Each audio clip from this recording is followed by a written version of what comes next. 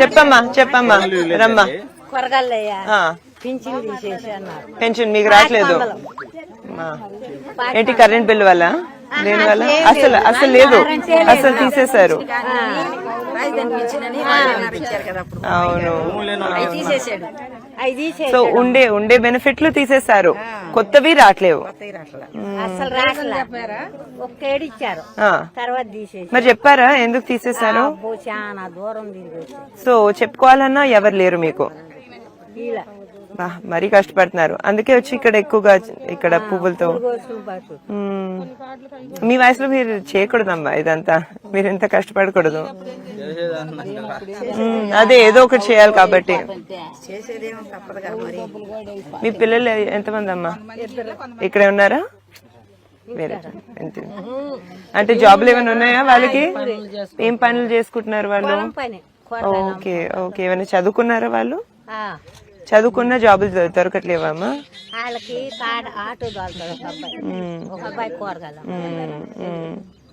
మరి చాలా కష్టంగా ఉంది కదా ఇంట్లో, పెన్షన్లు రావట్లేవు, బెనిఫిట్లు రావట్లేవు, అందరు చాలా కష్టపడుతున్నారు.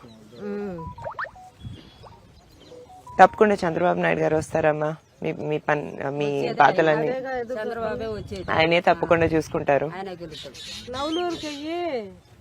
బియ్యం సరిగ్గా ఇవ్వట్లేదండి, ఇచ్చినా కూడా సగం మందికే ఇస్తున్నారు, సగం మందికి ఇవ్వట్లేదు, ఒక బియ్యమే ఇస్తున్నారు. ఎందుకు ఇవ్వట్లేరండి? ఆ మాట అడిగితే పై వాళ్ళని అడగమంటున్నారు. పై వాళ్ళు ఎవరు తెలుసు? కోట కాడికి వెళ్తేనేమో వాడు రావాలి ఈడు రావాలి అంటున్నారు. ఎవరు వస్తారు? కొంతమందికి ఇస్తున్నారు, కొంతమందికి ఇవ్వట్లేదు, ఒక బియ్యమే ఇస్తున్నారు. డీలరా నవలూరులో ఉంటాడు, మేము నవలూరు వాళ్ళం. పేరు ఏదో ఉందండి, రావట్లేదు. ఏమి లాభం? ఎప్పుడో వస్తారు, మేము పొలాల మీద ఉంటాం, పొద్దున్నే వస్తారు, ఎండని వానని పొద్దున్నే వస్తారు, సగం మందికి ఇస్తారు, వెళ్ళిపోతారు.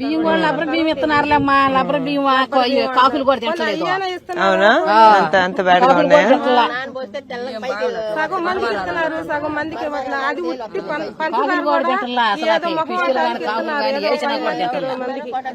ప్రతి వాళ్ళకి ఇవ్వట్లేదు. పప్పు రావట్లేదు, గోధుమ పిండి రావట్లేదు, ఏమి రావట్లేదు మాకు. అదేమంటే బయటకు వెళ్ళి మార్కెట్ నుంచి తెప్పించుకోవాలి మీరంతా.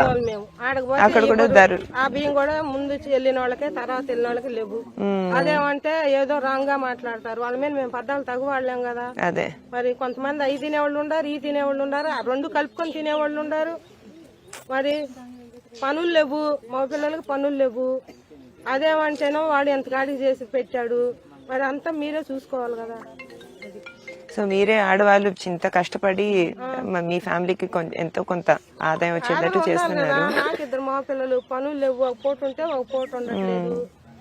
మరి సరిగ్గా ఉంటేనే కదా పనులు ఉంటే అసలు ఈ కోటా బియ్యం కాసిపడే మాట కాదనుకో, మరి ఇటు మీద ఆధారపడుతుంది. అదే మరి పనులు లేక మా పిల్లలకి ఏం లేక నా వరద ఏదో కలుపుతున్నాడు మందు తాగేస్తున్నారు, పండుకుంటున్నారు. ఇంట్లో ఆడవాళ్ళు తల్లిదండ్రులు ఏం చేయాలా? చాలా కష్టం, ఎదవుల మీద చాలా కష్టం అండి. మీరు చాలా కష్టపడుతున్నారు, కొన్ని నెలలు ఆగండి, అంత బానే ఉంటుందమ్మా. అసలు ముందు మందు తీసేయండి, మాకు ఏమి వద్దు, మందు ఎత్తేసేయండి, మాకు ఏం పెట్టవద్దు, మాకు ఏమి వద్దు, మందు తీసేయండి ముందు. అదే మీకు 10,000 తప్పకుండానమ్మా, అది చాలా కష్టమైనది. ఒక మందు తీసేస్తే పిల్లలు బాగుంటారు, వాళ్ళ భార్యలు బాగుంటారు, అది అంత బానే ఉంటుందమ్మా.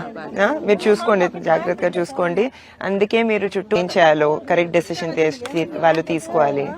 ఇక్కడ లోకేష్ గారికి, అక్కడ పెమసాని గారికి బాగా సపోర్ట్ ఇచ్చి మనం మన ఫ్యూచర్ ని బాగు చేసుకోవాలంటే వాళ్ళు తప్పకుండా రావాలండి.